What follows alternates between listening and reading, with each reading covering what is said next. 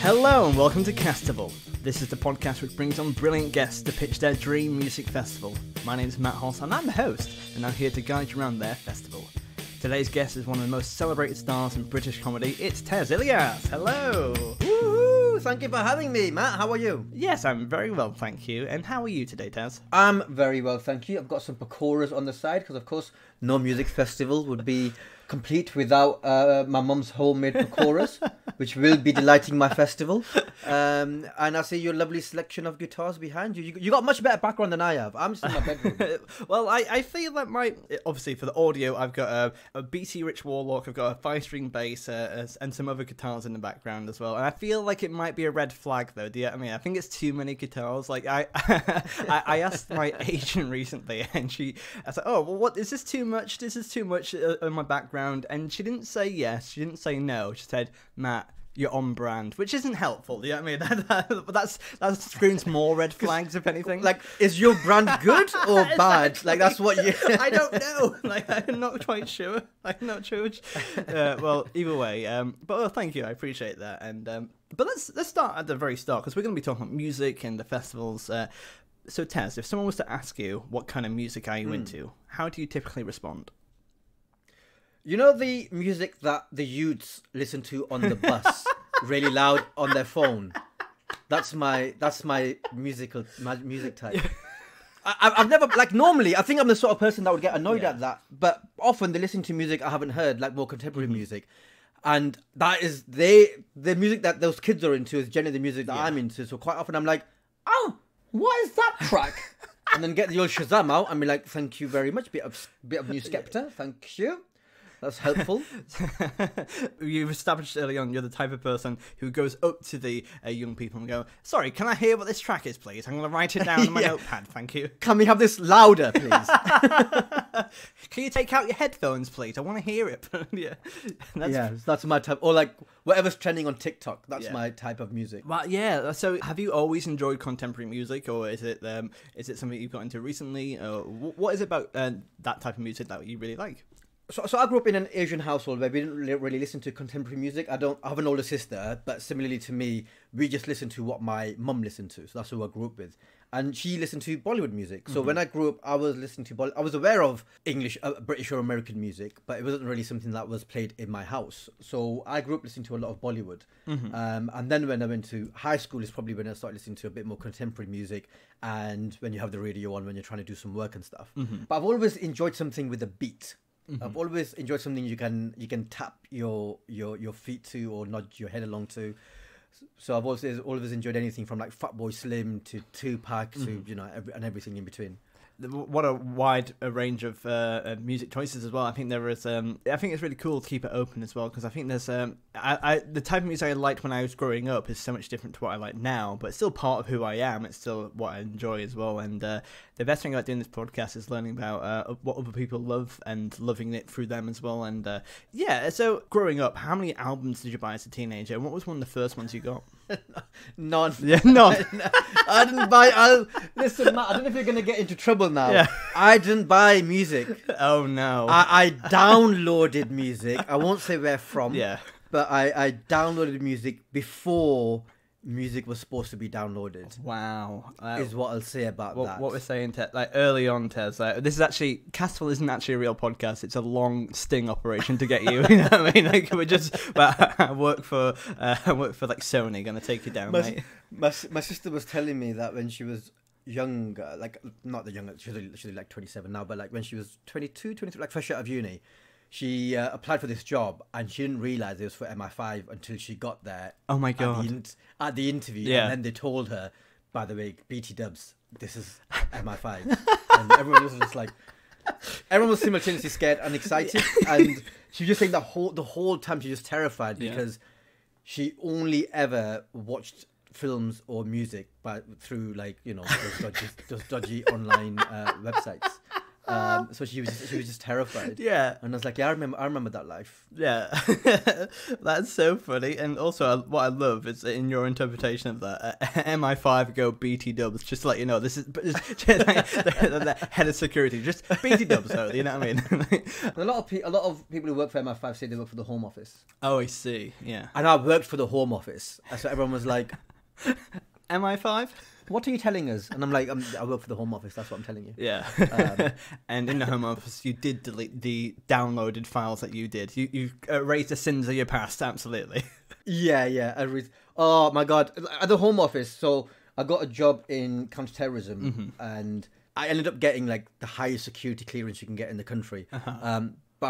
So they do something called developed vetting, where they basically interrogate your entire life. Yeah. And I had to have 3 interviews, and the average is 1.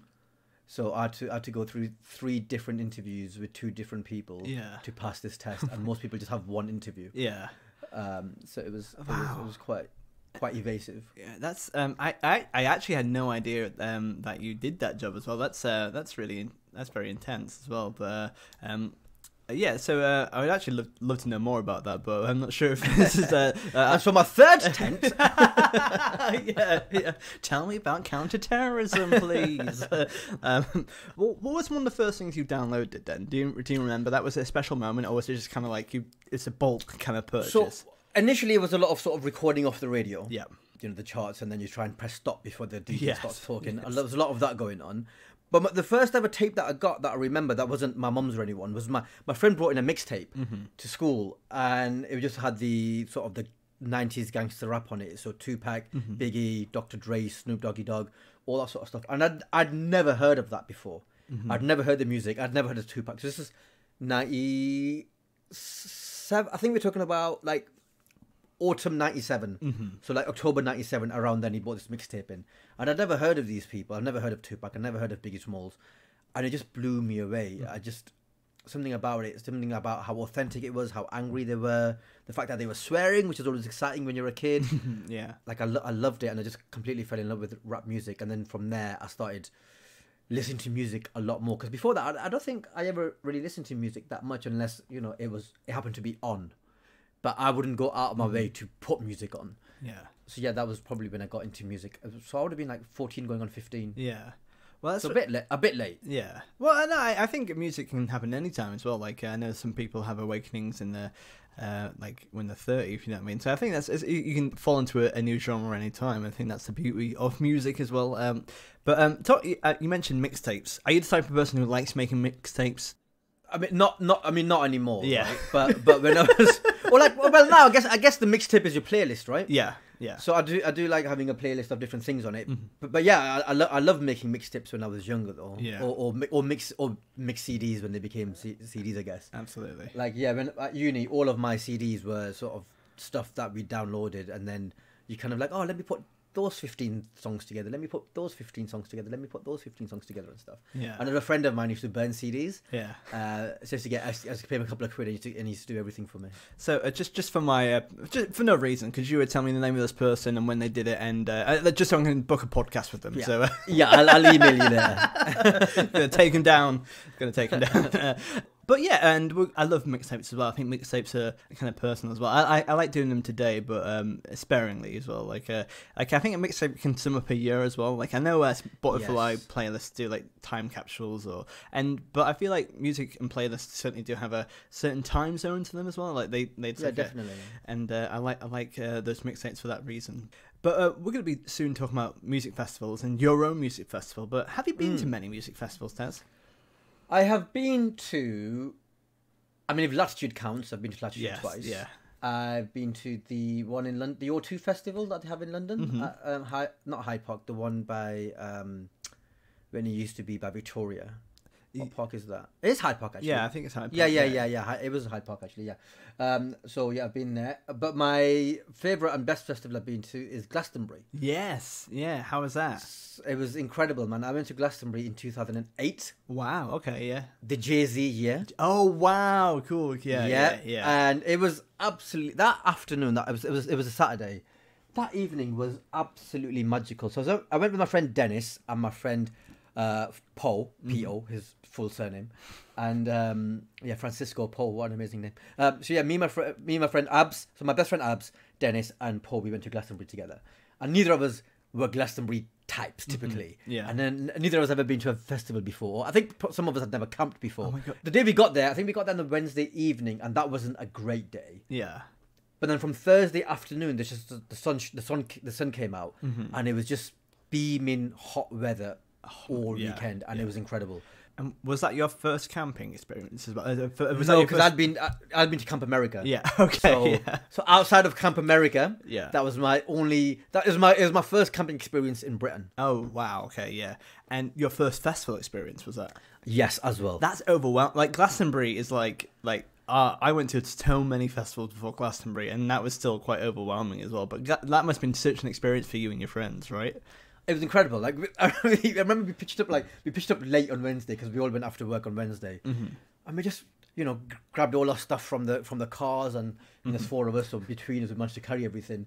But we're just mad. Like we didn't know where to pitch our tent. Yeah. We were just like here, like just trying to look at the map, going, is this somewhere close to where we might want to be? Like, why not here? Like, let's just go here. And you put your tent in the car park, so it's basically. Yeah. But we ended up pitching our tent somewhere, like a decent location. Yeah. So on a Saturday afternoon, me and my friend Dennis won a dance off in some tent somewhere, and the prize for winning this dance off was going to the side stage of the side of the pyramid stage during Manu Chao.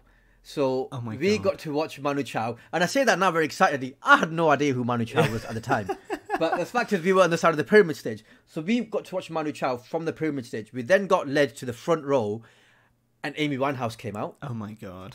And it was peak Amy Winehouse in that she was incredible, because around that time, bless her, it was a couple of years before she passed on, but she was still a bit. You had those stories of her being a bit erratic and stories of her sort of being a bit underwhelming and stuff. But she was absolutely incredible. She brought her A game and she punched someone. So it was the ideal Amy Winehouse performance. You can watch it now on YouTube. Yeah. Like someone grabs her in the audience, like she's doing that thing walking along the front row. Yeah. Someone grabs her and she lamps him. Oh my God! And doesn't break a beat. It is absolutely incredible. You know what? Like I kind of got into Amy Winehouse really quite late as well. Like I knew who she was when I was growing up, but about like 2-3 years ago, I kind of just put on Back to Black, and it's just a perfect album. Do you know what I mean? And it's so full of sorrow, but also her as a musician is just sublime. I was watching. Have you seen the documentary? I haven't actually, but someone to watch this as well. Is it good? Yeah, it's so good. It'll make you cry. It's so good. Yeah, I think that's why I don't want to watch it right away, because I know I need to. It's going to be emotional, so I'm going to have to prepare for it, if you know what I mean. Like, it's going to be touching, if you know what I mean. So, hopefully at your festival there'll be plenty of people who are going to get punched in the front row. So, and let's head over to the admin side of your festival. Hello and welcome to Season 3 of Castival. Great to have you back. If you like what we do, please give us a 5-star rating on Apple Podcasts and write us a little kind review. Also, why don't you share our podcast? Tell a friend about it. Word of mouth really helps spread the word, so please help us do that. Why don't you tweet at us at Castival Podcast and drop me a follow at Matt Hoss Comedy. Why don't you watch me on Twitch at Matt Hoss Comedy? If you like sci-fi books, why don't you buy my book called Purify from www.matthosscomedy.com. Enjoy the rest of the episode. Cheers.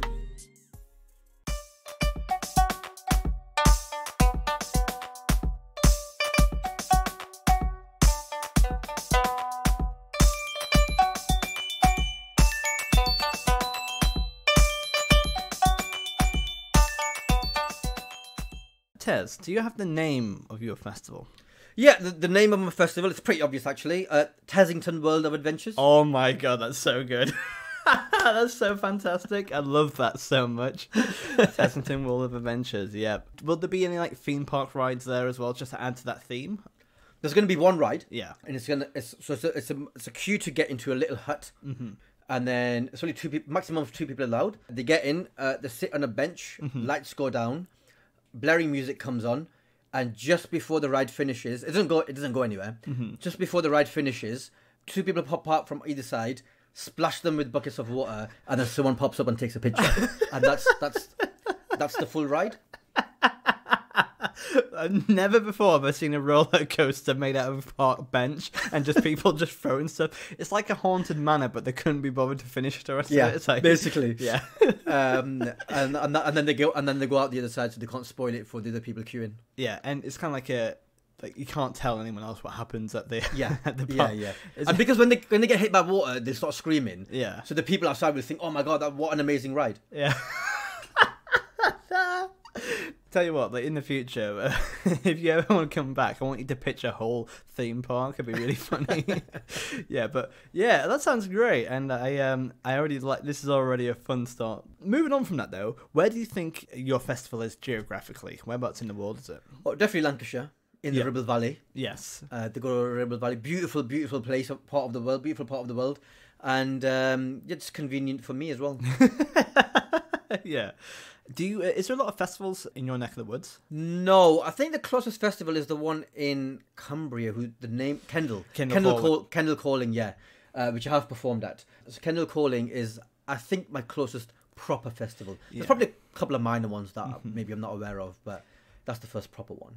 Yeah, like I'm actually pretty close to Kendal as well because I live on the other side of the A66. I live in Darlington at the moment, so it's okay, cool. Yeah, so well, we can hang out there one day and be like, that park bench is awfully dry. It's not that good, is it? You know what I mean?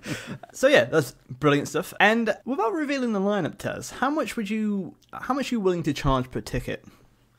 I mean, looking at my lineup, and it's a full weekend. Yeah.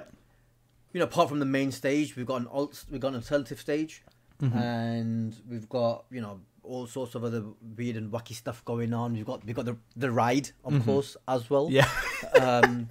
we've got the food stalls. Yes. Cooked by local people, brilliant. including my own mum. So yes. So that's, I mean, obviously that's an additional expense, but you know, you have access to it. So I'm thinking probably £250 for a full weekend. That's pretty good. Good value. Yeah. And going on more about food, because I want to double click on that as well. So what kind of food stalls are there? Is your mum running a stall as well? So my mum is running her samosa pakora kebab stand. Yes, hello. That sounds brilliant. With chili and garlic sauce and some raita. An option, either or both if you want to mix it up. Then we got the pizzerias, we got the steaks and burgers. We got something for vegans. I don't know what. I mean, no idea what it'd be, but you know, something for them, and let someone else take care of the logistics for that. Yeah, absolutely. Yeah. Someone for the gluten intolerant people as well. Yeah, absolutely. So it's kind of like a stall for each kind of but basically on the motorway, just really far away though. like in a different part of the like in Yorkshire. Yeah. If you're gluten free and a vegan, you're gonna have to go down to London. That's it. If you travel 2 hours, and good luck catching the headliner, mate. So yeah, and we got a charger stand for charging your phone as well, because we don't want want anyone to miss out on capturing their weekend. So yeah, there's a few things going on. And is there camping at your festival? Is there anything or is it going to be more kind of like luxury, like glamping, or is it just going to be hotels? What kind of thing? I think we'll give people the option. We'll have local Airbnb places, local lodges. People can bring their tents if they want. We'll have some glamping things for them if they want. So it's very much up to people what they want to do with their tickets and their experience. And would you be camping, or whereabouts would you be? Nah, I'd probably be commuting, mate. Yeah, to be fair. Come back home to Blackburn, innit? Get a shower and sleep in my bed. Very relaxed, absolutely. So, is there anything that, other than music, have you got any other kind of art at your festival? Is there anything else that is in the realm of that festival? Yeah, I've got an alternative stage, which is basically a comedy stage. Okay, brilliant. So I have a comedy stage. Yeah. Well, we can talk. We'll talk about more of the comedy stage as we go into the next part as well. But let's head over there now. So let's head over to the main stage of Tezzington World of Adventure. I wanna see that band you hate. I already told you we were too late. Now let's go back to the tent. Can't really, 'cause it's burning in a field.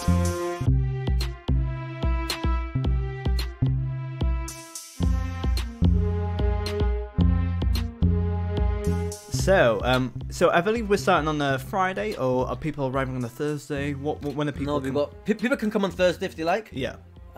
Maybe put a couple of local DJs on the main stage or the alt stage in the evening, just to give them a bit of entertainment. But the main festival kicks off on the Friday. You've got a music stage and a comedy stage. Where would you like to start first, Tez? So on mine, we got the alt stage running between midday and say probably from about 11 a.m. till about 4 p.m. And then we got the main stage kicking off from 5 until midnight. And so we can kick off with the alternative stage, the comedy stage, if you like. That sounds good. Yeah. So on Friday, on your alternative comedy stage, alternative/comedy stage, who's on first then? We got Laurel and Hardy kicking things off. Yeah. Oh wow. So straight in there, going for the classic. Yeah. Yeah. Family friendly. Because you know what they say, like comedy clubs, you open strong. Yeah, absolutely. And so who better to bring the house down than Laurel and Hardy? Or what an amazing start to the festival. And that way it'll ensure that everyone arrives as well. Yeah. There won't be any of that, well, come on Sunday afternoon to watch whatever. No, mate, you got Laurel and Hardy kicking off on Friday. You've got to come for that. That really sets a nice tone for the rest of the festival as well. Like you're like Lauren and Hardy, like there's gonna be a tough act to follow as well. Like imagine if you're at a comedy club, the opener is Laurel and Hardy, and you're in the middle. It's like, oh, it's gonna be a tough one, isn't it? Yeah. Hopefully, there's a break.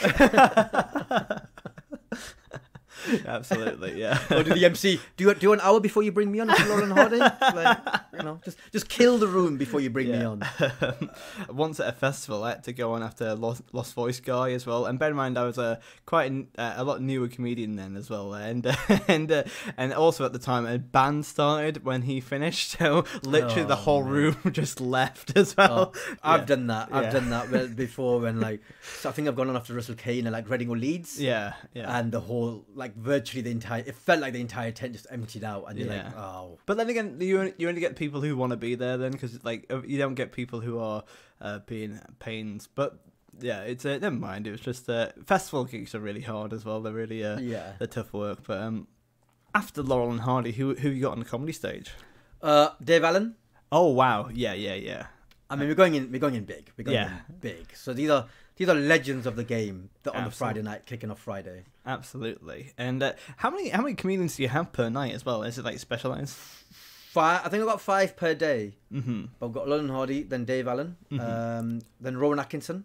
Yes, I know Dave Allen's sit down, but quite Rowan Atkinson's very physical. So there's 2 kind of physical acts there as well.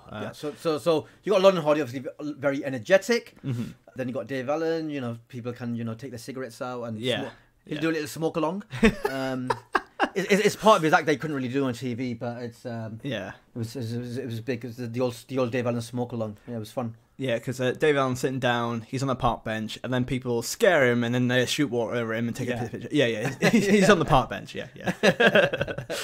And you got Rowan Atkinson, doing some of his stuff from the 80s, which is amazing. Yeah. And then to headline Friday, so this is still Friday afternoon, or going into Friday evening, Victoria Woods. Oh yes, please, yeah. And I honestly can't picture that's a pretty perfect kind of 4 legends in a row, right? And Victoria Wood is such a lovely headliner to that, and also a perfect act to have at a music festival, because she'd be great for she's just perfect for it. Yeah, I mean. Exactly, and then a great segue into the music. Yes, and so let's go. Who's the first musical artist on your? I mean, I don't know if you're ready. We're going big. Okay, well, I'm already. You already went big with Laurel and Hardy, That's so let's true. let's this go. Is the first musical act of the festival. Usher. Oh my god, yeah. You know what? Some people have had Usher the headline before, but you're like, no, he's opening. Usher, 2001's Usher. Yeah. Straight out of 8701. Yeah. Usher. Lovely stuff. So, are you a massive fan of Usher, or is this I mean, I was, Usher's heyday was when I was at uni. Mm-hmm. So, when I was out clubbing, and I love dancing, so... when Usher brought out his 8701 and the album after, which I can't remember the name of, but he had the song, yeah, that one. Yeah. Yeah. I would love to hear the Tez remix. Yes. You know what I mean? Yes. Yeah. Yes. So that Usher would Yeah. just come on, and he's a great dancer as well, and I think he'd put on a really amazing performance. Yeah, absolutely. And I think already you've kind of got your £250 worth already. Like, I think this Exactly is, right. I reckon I could charge 10 times that, and people would still pay. You really could, like, already for this. And it's gonna be hard post Usher, but who have you got after Usher? Amy Winehouse. Yes, as previously discussed, I was kind of wondering who can follow up that post Usher energy, because I think Usher will be quite not frantic energy, but it'll be quite upbeat. Do you know what I mean? Like, people will be really hyped. And it'd be quite hard to deal with all that energy. But Amy Winehouse, go in there. It's a different vibe, but she's definitely master of that vibe. Do you know what I mean? Like, it's, And I think she should just own it. I don't think she wouldn't seem. She doesn't seem that she gets flustered by other people. Mm-hmm. So I think she'd be fine. Does Amy Winehouse start her set as Usher is finishing his, and she just punches him in the face? You know what I mean? Like, that's how she starts. She punches Usher in the face Yeah, to get off the stage. Yeah, just wallop someone. Yeah. But yeah, so I know we discussed Amy before, but like, when did you first discover Amy Winehouse, and how was it at that Glastonbury, or what does that music mean to you? I think it was around 2005 when I first moved to London and started like expanding my horizons on what I listened to. So maybe 2006 or something. Mm-hmm. And just the music was just incredible. She was just so good. And I listened to the Back to Black album, and then the one before that, which I've forgotten the name of it off the top of my head. Mm-hmm. But yeah, she was just so talented, just so vocally powerful. I just fell in love with her music. And you just mentioned like when you moved to London, like your musical landscape changed. So tell us more about that transition as well. Like, what things did you experiment with? What kind of things did you like beforehand? And what part of your music palette changed and grew? I always thought that I only ever enjoyed R&B and hip hop, and a bit of Bhangra, I guess. But as time went on and I matured a bit, I realised, you know what? Indie music isn't shit. I always thought indie was shit. Yeah. And then I listened to it properly, listened to Oasis and like properly, and I went, it's fucking decent, this. Yeah. A slightly different time frame, but yeah, my brother used to really love indie. I was more of a rock and metal kid, but like, and like with siblings, you kind of like, oh, I hate, like, you kind of for no reason have that sibling rivalry, and it's only now that not now, but like several years ago, I was like, actually, it's actually quite good, but like you don't want to admit in front of them, do you know what I mean? But like, you have to have your own growth in that way. But yeah, I was the same. Absolute indie shit. And did you go to a lot of indie gigs? Are they different from kind of like? No, a stern no. No. So on the nights out at uni, Mondays was dance night. Mm-hmm. So very much Castles in the Sky. Oh, tell me why. All that stuff. Yeah, lovely stuff. Tuesdays was like mix of like R&B, hip hop, pop. Mm-hmm. Wednesday was a cheese night. Cheese night, yeah. And I was listening to music I'd never listened to in my life. Like, like the kids would be like, the white kids, like singing along to every single song. Yeah. And obvious stuff like Chesney Hawkes and stuff, but just stuff that I'd never listened to because I grew up in a house that didn't listen to that stuff. So I'd never heard of Chesney Hawkes or any of these like very, very obvious big anthems and stuff. And every time the song came on, like the whole room would be like singing along, and like, I have no idea what this is. And Thursday nights was the hip hop night that my friend put on, and in the uni club was the indie night, which I never went to. Yeah. And then Friday, Saturday nights was the main uni club night, which was a mix of everything. Mm-hmm. And then on Sundays we rested. Yeah. You certainly have a full party schedule as well. Like, even just hearing that now has made me feel tired, if you know what I mean. No, I could never. The idea of it now is so tiring. We used to love it so much. This is a slightly tangential question, going back to your festival, and we'll kind of revisit it more. But is there a nightlife at your festival? Do you feel that there's going to be like a big party atmosphere, or is it kind of like bed by 10? Oh, the festival, the music goes on till midnight. Yeah. And then afterwards, there's a selection of DJs, who I haven't thought about yet, but we'll find them. Yeah, we'll find them. I'm sure they'll volunteer themselves. Absolutely. Maybe like some DIY decks, and just be like, whoever wants to come in, or maybe do a raffle and be like, whoever wants to come in, enter this raffle, and whoever wins the raffle can play the tunes for the. Or maybe we'll just get an iPod on a speaker thing, and just be like, You can bid to you can bid the highest bidder Yeah. gets to play the next song. What I love is you found some really nice cost-effective ways of doing this festival. You've got the park bench roller coaster, definitely a roller coaster, and then you've got we don't need a DJ, we've got an iPod, we've got Spotify. Or just Spotify and shuffle, or just you can bid for the next song. Yeah, but that's actually that'd be such a cool thing to do. Like at a club, like post-COVID, it'd be really cool to like if you're in a club, like you get to pay a couple of like pennies to like vote for a next song, if you know what I mean. I think that'd be really cool. Like that's nice. That's a good idea. But yeah, going back to your Friday after Amy Winehouse, who do you have? I don't know if you're ready for this. I feel like for the whole of this recording, I'm gonna just be like, "What? It's just at the hype level, it's gonna be too much. You're gonna have to like call an ambulance. We're only on Friday yet. It's about Friday. This is like Friday 7 p.m. Stone Roses. Oh my god! Oh my god! I don't smoke, Tez, but I might need a cigarette break after this. This is really like you're appealing to Stone Roses. Absolutely lovely stuff. And were they part of the kind of like indie crowd that you enjoyed at the time? Was that like No, I came across Stone Roses because of Lock, Stock and Two Smoking Barrels. okay? Yeah. And the Fool's Gold anthem. Yes. That was the main soundtrack of it. And I was like, oh, I really like this song.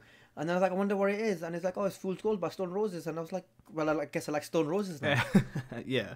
And were you like a massive part of that kind of scene as well, or was it just that song, that album, or like how was it a big? I literally only know it because of Lock, Stock. And then I started listening to it after that. Yeah. But at uni very much, and even after uni, I really hung out with the people that kind of mainly liked hip hop and R&B. Mm-hmm. And then occasionally we listened to other stuff. Yeah, because like already so far there's a mixture of different like you've got 3 headliners essentially, which is no criticism. It's a really legendary festival, if you know what I mean. But there's 3 different styles, but they're all so talented that I think that anyone that comes to your festival their minds will be blown by each performer. So even if you don't necessarily, let's say you're not a massive fan of Stone Roses, by going to see them, it's going to be a mind-blowing event. You know what I mean? Like 100%. I remember when we watched Jay-Z at Glastonbury in 2008, and he came. So we had Manu Chao from the side of the pyramid stage, then Amy Winehouse, and then Jay-Z back to back. It was an incredible evening. Yeah. And then Jay-Z came out to Wonderwall and all that stuff. Like, really, it was mind blowing. And I remember me and my mates, we were next to this like old middle class white couple, and they just looked so uncomfortable. They looked uncomfortable throughout Jay-Z. Yeah. But they stayed, and at the end of it, and like me and my mates were going, we were going ape shit, we were so hyped. And I remember at the end of it, they just turned around and said to us, "That was one of the best experiences of our lives." And then they just quietly walked away, and I was like, "Huh." Yeah. I would not have got that. Yeah, absolutely. It's kind of like we again talking about comedy clubs is when you kind of doing a show and to the people with stern faces and crossed arms, and afterwards like, oh, I really love that. It's like, well, you didn't look like it, mate. You didn't look like it. But yeah, Stone Roses is going to be absolutely fantastic, and yeah. So who's after Stone Roses? Because like I'm gonna have to have a break after this. This is too much. You might need a cigar break after this one. Eminem. Oh my god, yeah. And is Eminem not even headlining as well? This is Eminem's not even. You know what? It was a choice between Eminem and a couple of other people. Yeah. But in the end, Eminem is not headlining this festival. Oh my god. So, are you a massive fan of Eminem? Love Eminem. Yeah. Love Eminem. I remember first listening to him on the radio back in like 98, 99 or something. And My Name Is just came on. Mm-hmm. And it was just one of the funniest things I'd ever heard in my life. And he was so skillful as well. And I just thought, I remember listening to it going, God, I hope this kid does a lot more. I wouldn't have said kid because I was a kid myself, but I was thinking, I hope this guy does more stuff. Yeah. Because that was really good. That's so cool. And he did. Yeah. And that's really nice that you remember those moments of like mind blow. Because I think that's it is a very memorable experience listening to it for the first time. There's certain songs where like I remember listening to like certain albums or tracks at a certain time, and it's there. It stays in that. I remember specifically the kind of like the room and the atmosphere as well. It's very evocative in that way. So more about Eminem. Like, do you like the newer stuff that he does as well? Like, not as much. Mm-hmm. I mean, I think it's still great. Mm-hmm. And I think if it was anyone else, you'd be going, "Wow, this is amazing." Mm-hmm. But because his bar is astronomically high, and his early albums were, some of the best of all time. Mm-hmm. he can't. It's you're comparing him. You're comparing him essentially to himself. Yeah. Which is one of the greatest rappers of all time. Yeah. And so it'd be difficult to reach those levels, I think. So let's go and do it then. Let's go and blow my mind for like the 8th time this day. Who's headlining Good Friday? Well, this one might be someone you're less aware of, but it is the best artist to come out of South Asia, and it is Nusrat Fateh Ali Khan. Yes. Now, this is one of your artists that you sent over to me to research, and I'd say I wasn't aware of this artist beforehand, but wow, what a treat! And it was so a Pakistani vocalist, musician, and musical director as well, and yeah, quite prolific in his work, I believe. Amazing. So he did something called Qawwali, which is essentially Pakistani folk music. Yeah. And it is usually sort of religious orientated, and it's very Sufi and very spiritual. And all the songs have like really, really deep meanings and stuff. And he's just the best proponent of it there has ever been. And he's absolutely incredible. Like he was one of Jeff Buckley's musical heroes. Oh, really? Yeah. So Jeff Buckley's actually covered one of his songs phonetically. Is quite a thing. It'll be on YouTube somewhere. Yeah, wow, that's amazing. So when did you first hear about Nusrat, and where was that? Where did you kind of grow up with that? So Nusrat would have been at home and probably more in Pakistan. So I've got a lot of family in Pakistan. I used to visit a lot when I was a kid, and my uncles would put the cassette tapes on, and Nusrat was one of the ones that they regularly listened to, and he just got the most incredible, powerful voice. And actually, it's actually. They're bangers as well, mate. The tunes bang. Yeah, and genuinely, I was listening to them earlier today, and it was really enjoyable. It was such a it made me sad that I didn't know of this person earlier. Do you know what I mean? Because it was like, it's quite clear that this person is legendary, and I had no idea that they existed. It's a massive shame, and I wish I was more aware of those things. But that's the beauty of this podcast, is that now you are. Yeah, absolutely, and and the songs I listened to felt very atmospheric, very felt theatrical was the term. Yeah. So I'll send you a video afterwards, YouTube video, so you can have a look at his performances live. And yeah, very, very much that. That's amazing. And so I guess you never got the opportunity to see him live. No, he passed on in '97. Yeah. The same month that Diana died, actually. Yeah. So it was a very, very tragic month, August '97. Yeah, it's sad, but it would have been. But that was really nice to have at your festival after the Day of Legends, to have to finish with that as well. And what kind of vibe would the crowd be? Are people going to be dancing? Are they going to be moshing? Are they going to put lighters up in the air? What's the kind of vibe at the end of the festival? I think with Nusrat, it's going to be very much lighters in the air kind of thing. Eminem might get them moshing, I think, a little bit. Yeah. Get them headbanging a bit. Yeah, I think that's what I like about the festival, is there's something in it for everyone.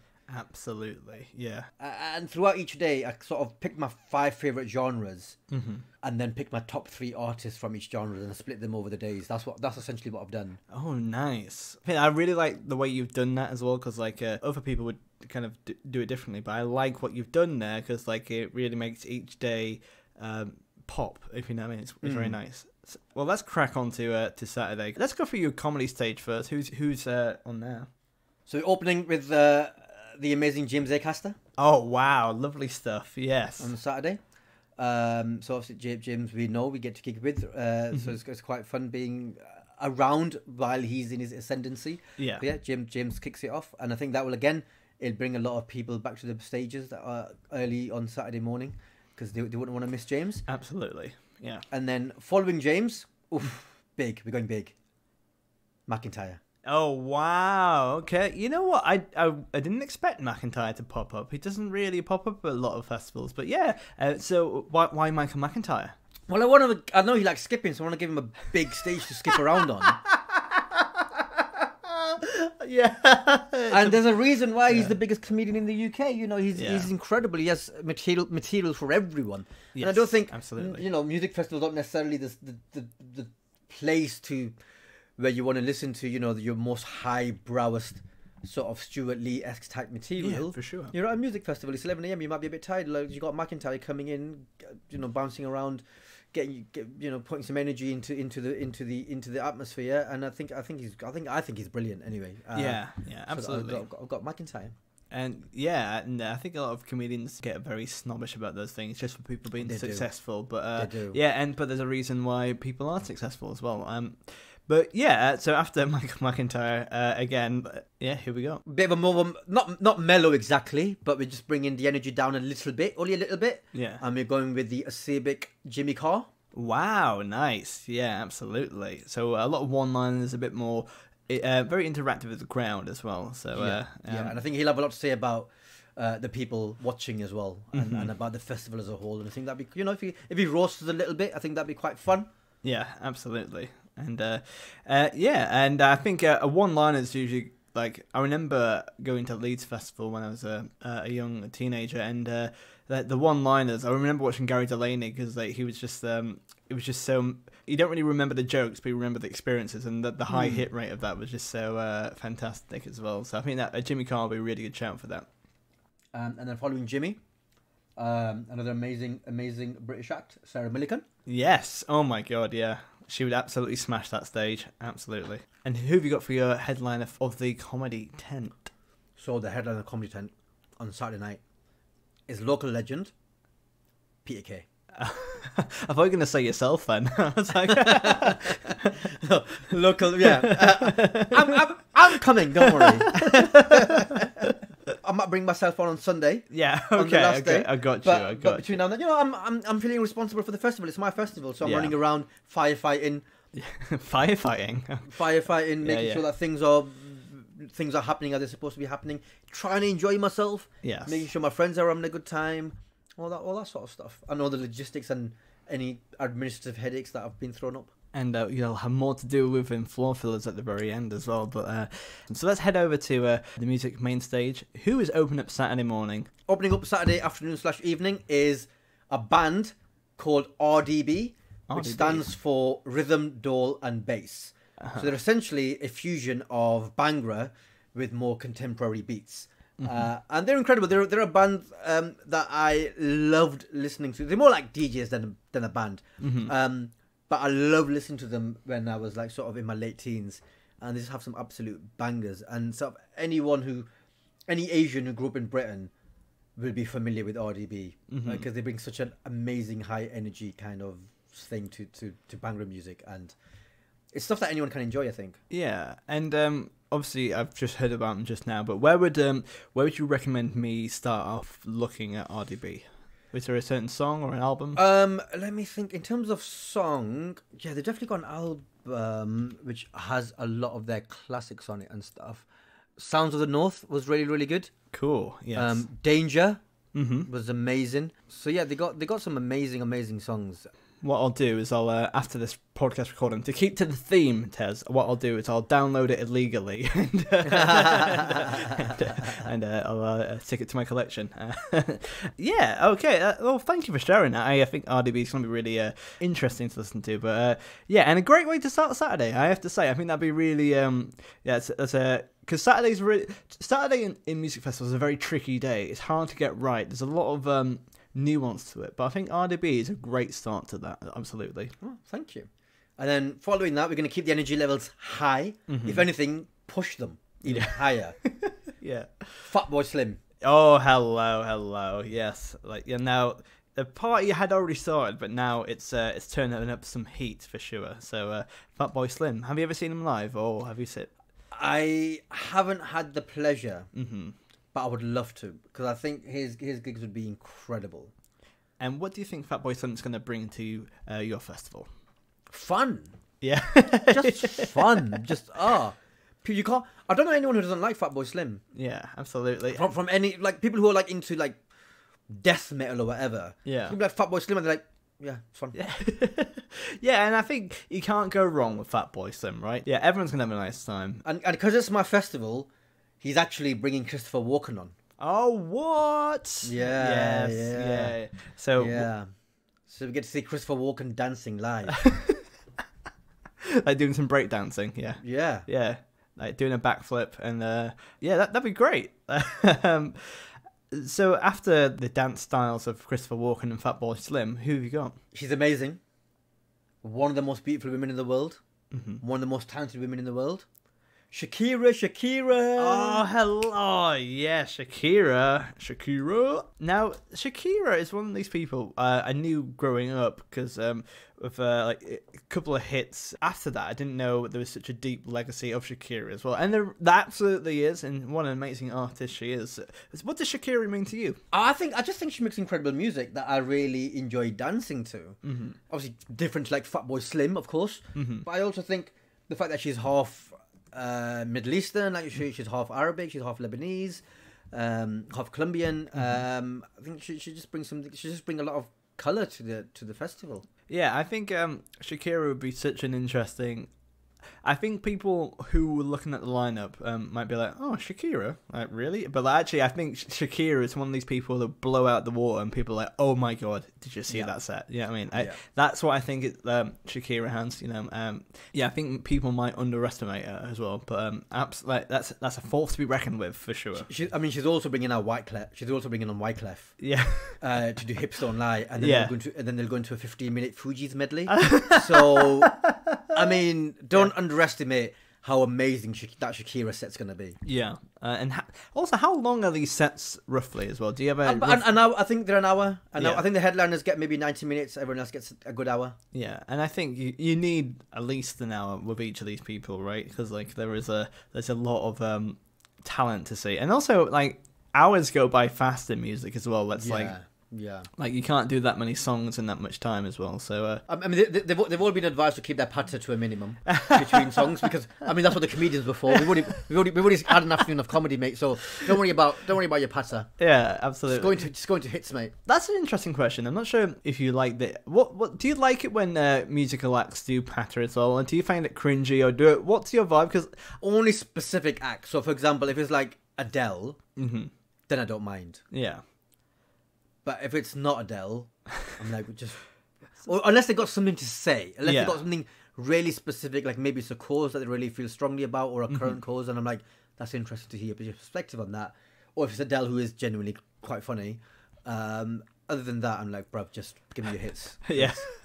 Because that's interesting, because I think for me, I kind of like it when people, not too much, I don't like a long thing between songs, but just being like, hey, how you doing? It's all cool. Like, getting engaged, having that engagement and being like, hey, great to have you here, bam, in next song. Like, but I remember seeing like bands who I've been, like, I saved up like loads of money for as a teenager, like Smashing Pumpkins, and I went there, they played none of their hits, and they didn't speak to the crowd once. Well, the only time we spoke to the crowd was to tell someone to go away because they weren't enjoying the B-sides, if you know what I mean. It was like, well, understandable, Billy Corgan, interesting man. After the amazing Shakira, who do you have? Oh, mate, they're going to put some spice in your life.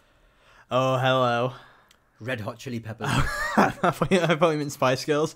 You know what? I did have Spice Girls in this festival initially. Yes, but I'd taken them out for. I think I took them out for Amy Winehouse. Yeah, but I've got Red Hot Chili Peppers in, mate. Yes. So, are you a big fan of like that kind of that sound of music? You know what? Red Hot Chili Peppers were my gateway into rock. Outside of WWE themed tunes. Yes.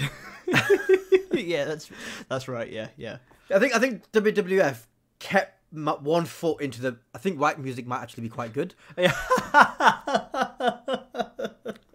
WWF just kept me like going. Well, you know, there's some bangers, some absolute bangers. Yeah. It's all about the game and how you play it, and I'm like, it's an absolute tune. Yeah. And then I think Red Hot Chili Peppers brought me into the room. A gateway band, and yeah. So what kind of what's your favorite Chili Peppers album, or what's one of your favorite songs? I think the Zephyr song, I think. Yes, yeah. It's definitely one of my favorites, and I just love it. I think again, you know, I was saying before, I like music with the beat, and Red Hot Chili Peppers have a beat. Like you can dance to Red Hot Chili Peppers unironically. They're just really, really good. Absolutely. Like a lot of rock, you kind of, you know, you're nodding your head along to or whatever. You can't really dance to it though. Yeah. But Red Hot Chili Peppers, you can legitimately dance to. I guess dancing is a big part of your festival, and what you like at the festival as well. You need to have that dance to enjoy it. Yeah. Yes, definitely. Yeah. Move your feet, arms, and hips. Because I've definitely been at gigs where they like someone like Radiohead, where you definitely can't dance to it, if you know what I mean. Like imagine trying to dance, like trying to. Where's the beat, Tom York? Come on, let's get the party going. I mean, I can appreciate that it's good and I can see its appeal, but it's not really my thing. Yeah, that's yeah. I think that's absolutely fair. I think Radiohead are definitely they have their own niche, and for sure. But so to finish off your Saturday, Tez, who have you got? Headlining my Saturday night is the absolute legend. That is Tupac Shakur. Oh yes. Hello, yes. So I think we brushed upon your like hip hop background beforehand, but you're talking about like getting into mixtapes in like the late '90s, and that's definitely Tupac era, right? So yeah. So tell us, when did you first fall in love with Tupac? So it'd be '97 when my friend Hassim gave me the mixtape. Yes. And yeah, a lot of it, probably half of it, was Tupac, and then there were like everyone else got the other half of that mixtape, and there were just some incredible songs on there. I remember the one that stayed with me was his diss track to Biggie called "Hit 'Em Up." Yeah. And it's just the most violent song you can listen to. But when you're 14, it's incredible. Like, I didn't even know you were allowed to make a song like this, let alone one that exists. And do you know any of the lyrics off the top of your head?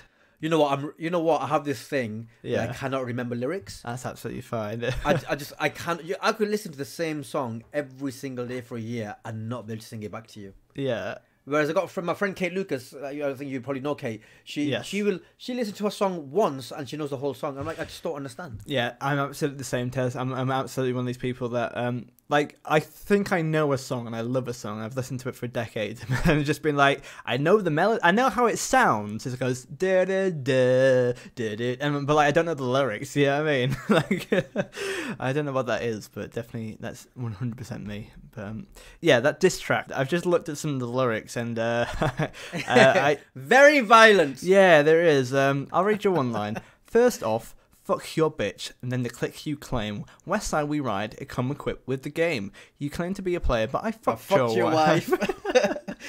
And I kind of like it, this song. Like, I like a song which is unnecessarily violent as well. Like, I think, not the same kind of thing, but Guns N' Roses have, like, needlessly violent songs, and also some very problematic songs as well, but also, like, I love the first album because it's just unnecessary, do you know what I mean? It's just like, you didn't need to write that, did you?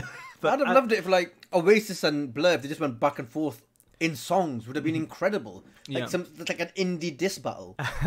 We'd love to see that. That should be one of the tents as well, like indie diss battle.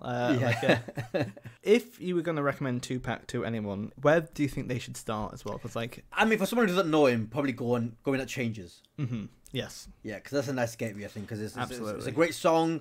Lyrically amazing, an amazing message in it, and it highlights how brilliant and smart he was as well. He died at 25. Yeah, so he was incredibly young, and he had an incredible gift that he shared with the world, thankfully, before he did pass on. So yeah, I'd definitely start there, and then maybe California Love as well. Yeah. If you want a more easy way, and then go into some of the deeper problematic stuff. Yeah, absolutely. What's some of the deeper problematic stuff with Tupac? There's I Wonder Why They Call You Bitch. Yeah. So there's that. I mean, there's that one. But even with that song, he's trying to. I mean, it's probably still problematic, but there was a message behind that song. It wasn't as gratuitous as just calling someone whatever. But it was about him trying to uplift someone from the problems that they'd found themselves in. But I guess with artists and with music, especially with hip hop music, there's a license that you give to these artists to kind of express themselves in a way that you wouldn't necessarily express yourselves outside of that medium. Yeah, I think there's especially I love a lot of bands, and as we were just saying with Guns N' Roses, there's one of these things where when you first get into someone, you don't really think about the deeper meanings of things, and also it's like 20 years ago, so it's kind of like, well, you don't think of it at that time. But recently I was talking about Guns N' Roses on the podcast and Axl Rose, and I went back and like looking through all the stuff, it's like, oh, it's kind of ruined it for me, if you know what I mean. It's kind of like looking back, it's like, oh, as a child I think it was really good, but like looking back, it's like, oh, this isn't okay, if you know what I mean. But it's also like it's these things were published and these things were broadcast, and we can't ignore them. They are there, and it's part of that artist's output. And to be fair, I don't think if Tupac was coming back, I assume alive, not a hologram for this gig, he's not going to open with that, if you know what I mean. So, for sure. With Tupac, do you reckon is there any special things he's bringing onto the stage for your show? Well, you know, he collaborated with some amazing artists like Dr. Dre, for example. So he was very good friends with Snoop Dogg. So, you know, who knows? He might bring some of those guests out. That sounds brilliant. Oh, that'd be very exciting. Yes. And yeah, so let's move on to your Sunday as well, because we've already got like I've already had like 2 heart attacks during this because of pure excitement and adrenaline. But so Sunday we're a little bit smelly, but you're perfectly washed because you've been commuting every day. So back home, mate. So talk us through your Sunday then. So Sunday, kicking off the comedy stage, early afternoon, is the founder of the festival, mate. Oh, hello, yes. Tez Ilyas is here. Brilliant. Just having an absolute banterific time. Absolutely. Referencing local things, engaging with the audience, just having a top time. It'd be quite something if you, like, not to say that you would because you're an amazing comedian, but it'd be quite awkward if anyone died at their own festival, if you know what I mean. Like, imagine me like, hello, how are we doing? Is anyone out there? Like, I've also put myself on quite early. Yeah. So if there's one act to miss on this entire incredible weekend, if you're like, you know what, I just need an hour where I'm not doing anything, yeah, that might be the hour. Unfortunately for me. What you should do, just for your own ego, is just before the headliner, just move your comedy slot there. Sorry, it's my turn. Everyone could come back before the headliner. Or just put myself in between 2 absolute legends. Yeah. And be like, well, you don't want to lose your spot because the next guy's on after me, so you might as well stay where you are. I would definitely implement that as well. Like, after yourself, who's coming on? The amazing Frankie Boyle. Oh yes, hello. Yeah. So Sunday's quite strong, very strong acts with things to say and opinions. Absolutely. So we got Frankie Boyle coming in. I think he'll be brilliant. After Frankie, the amazing Sarah Silverman. Yes. Oh, lovely choice. Yeah, absolutely. Yeah. So I've gone guests from abroad for the last 3 comedy spots. So back to back, we got Sarah Silverman, Chris Rock. Yes. Oh my God. Yeah. Not headlining though.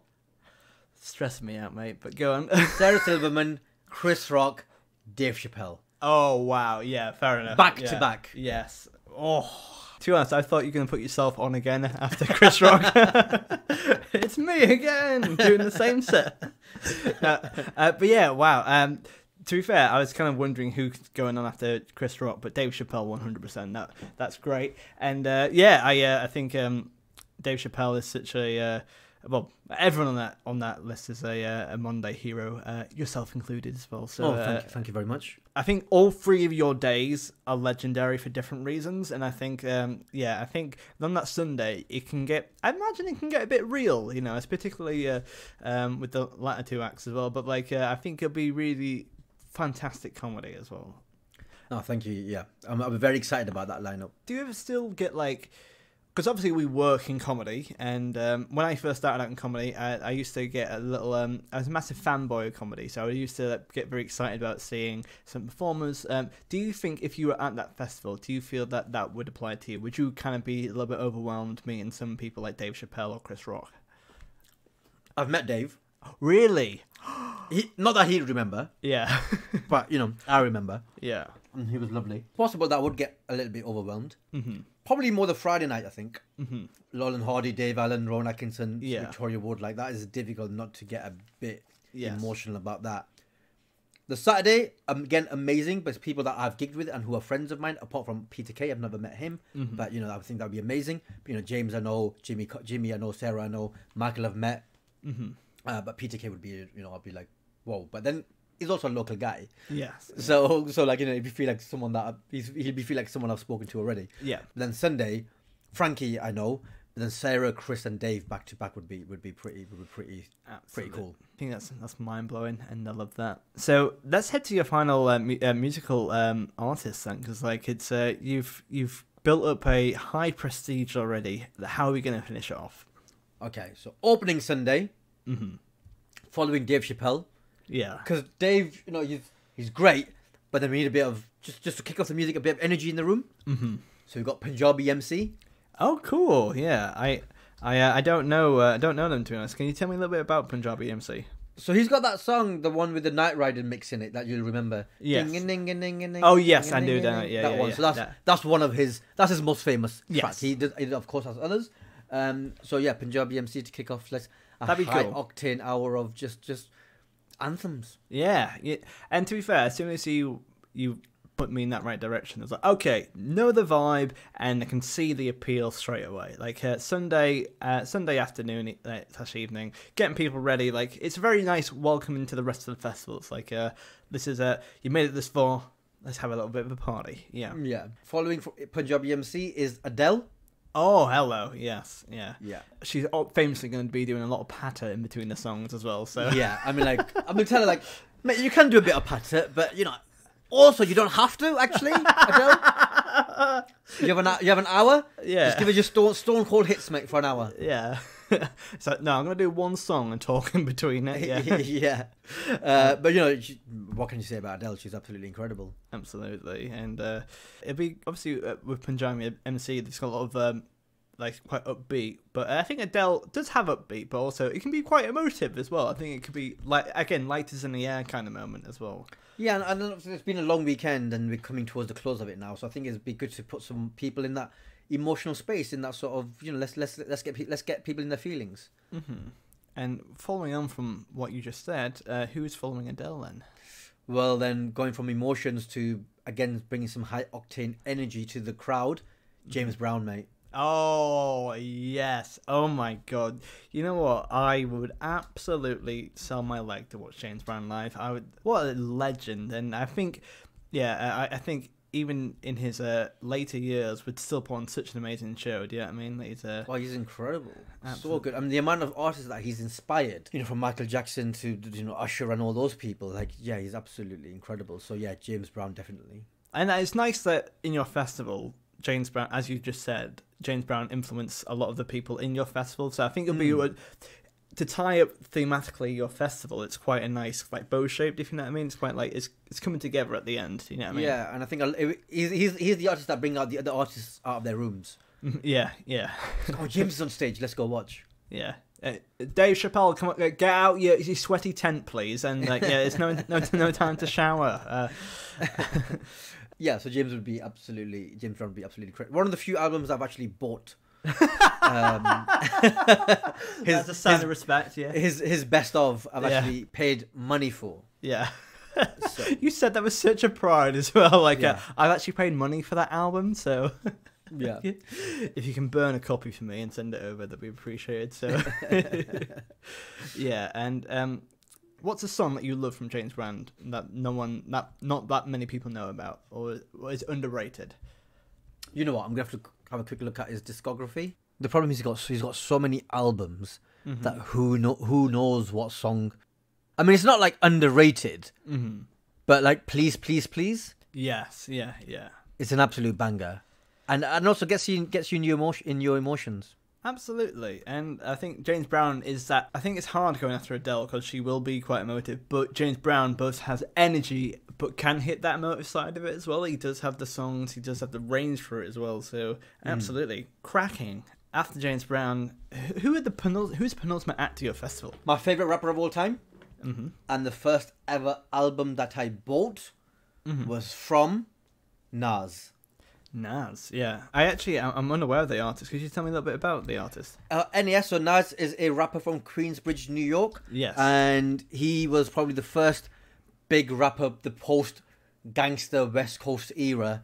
Nas was sort of one of the first people that sort of took the mantle for the next generation that followed. Yeah, just one of my absolute favourite artists. And, you know, again, someone who made it quite big, very, very young. Then had a very, very famous beef with Jay-Z.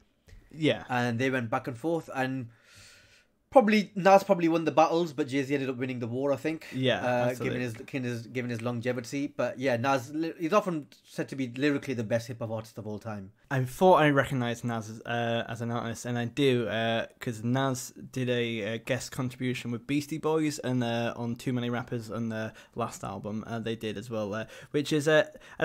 I'm not sure if that's a respectful way to kind of like bring him in, but like it's I just wanted to show that I do like I thought it was that person. I just had to double check beforehand as well. But I just that's great to hear as well. And I'm sorry for bringing Beastie Boys into it.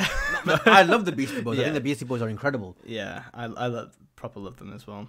No, I love the Beastie Boys. But yeah, Nas, his album Godson, which I think was his 4th album, maybe it was the first album that I ever bought properly. And what was the thinking behind buying it as well? Like, and we were joking earlier about the downloading, but like, why? What was the thought about purchasing as it? What? And yeah, tell us more about that decision. I think I wanted to listen to every song on the. I think I wanted to listen to the whole album, start to finish.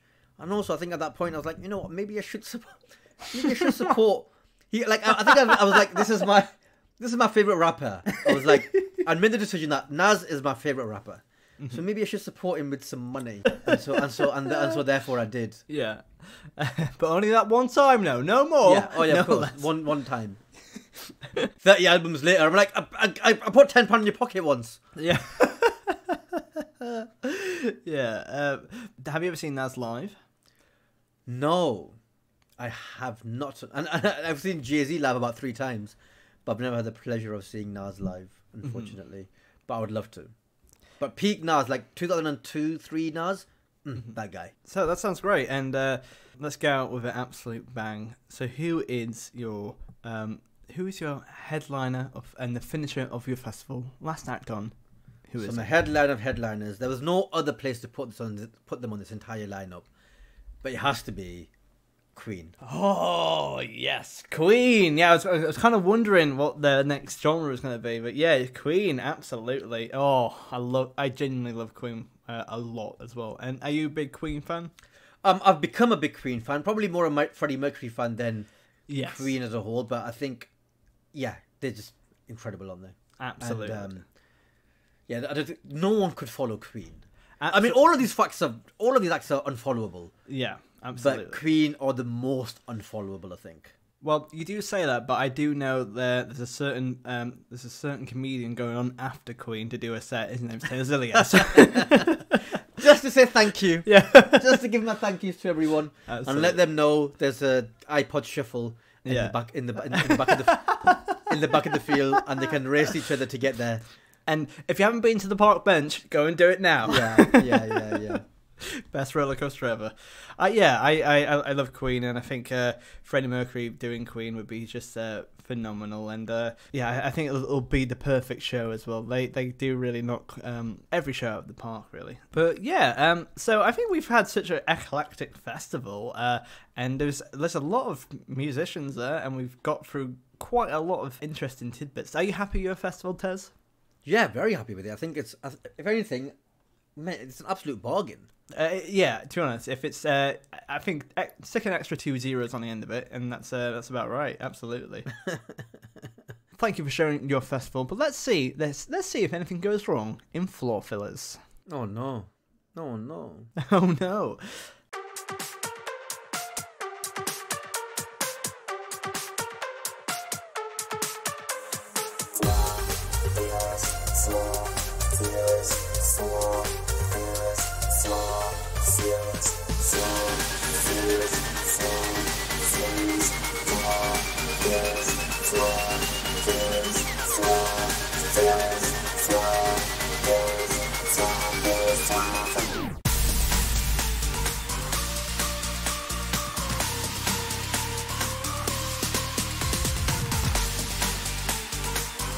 As with event management, things are bound to go wrong, so here's a couple of hypothetical questions that Tez has to deal with in a manner that he sees fit.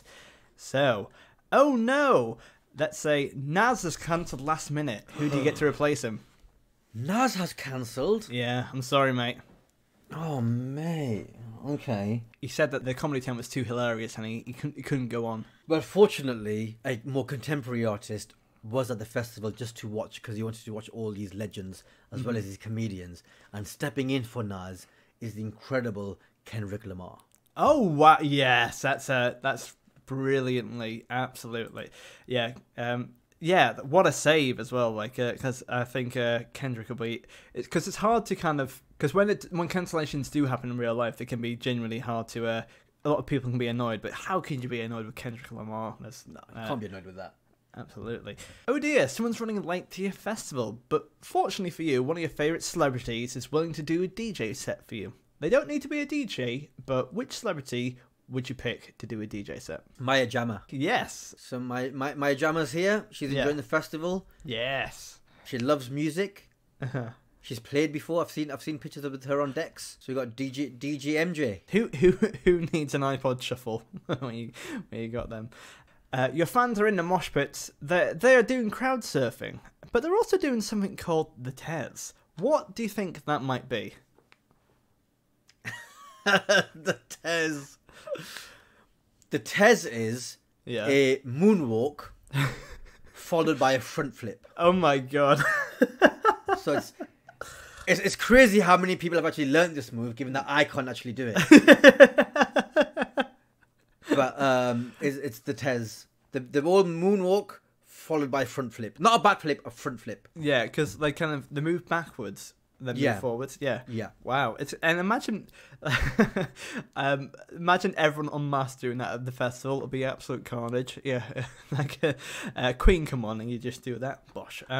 So, oh no, one of your acts have forgotten all their equipment, but good news, they can do an acoustic set.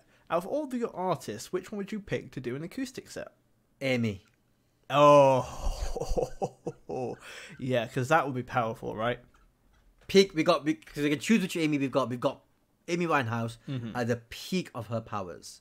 So Amy's going a cappella. Although, the Stone Roses are on straight after her, so maybe they'd want to lend her a hand. I don't know, but if they can't, we've got Amy going a cappella. Oh, yeah, that sounds, that would be so sublime. But let's finish with this final floor filler, which is Tupac and Eminem hate each other's guts. They say they won't perform if the other one is performing. How would you negotiate it? And if you had to choose one of them, who would you pick? Oh, God. I'm sorry. I feel like I'm using really hard questions today. I'm really sorry. Yeah, it's cool. Well, I'm sticking with Tupac. Yeah. But I'm hoping Eminem stays. Because we'll give him a voucher for M&M's. Yeah, absolutely. Like, and that'll be one of the stalls there. Give him a free Pecora. It'll be fine. You know what I mean? Yeah. We'll have an M&M stall as well. Like, the M&M's shop in London will have come up with an M&M stall. And so we'll give him a 50% voucher for that. And hopefully that'll persuade him to stay. Yeah, and you'd be like, oh, I'll stay if you buy one of my albums. He goes, here's a voucher. Like, yeah.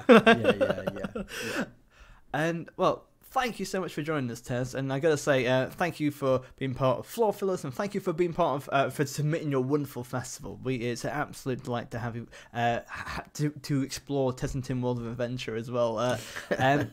So, where can people find you online, and would you like to plug anything?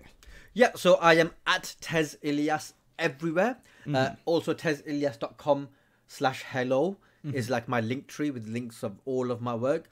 But most excitingly, I am releasing my first ever book. Yes. It's called The Secret Diary of a British Muslim, aged 13 3/4, about my life growing up as a British Muslim in Northern England, in Blackburn specifically.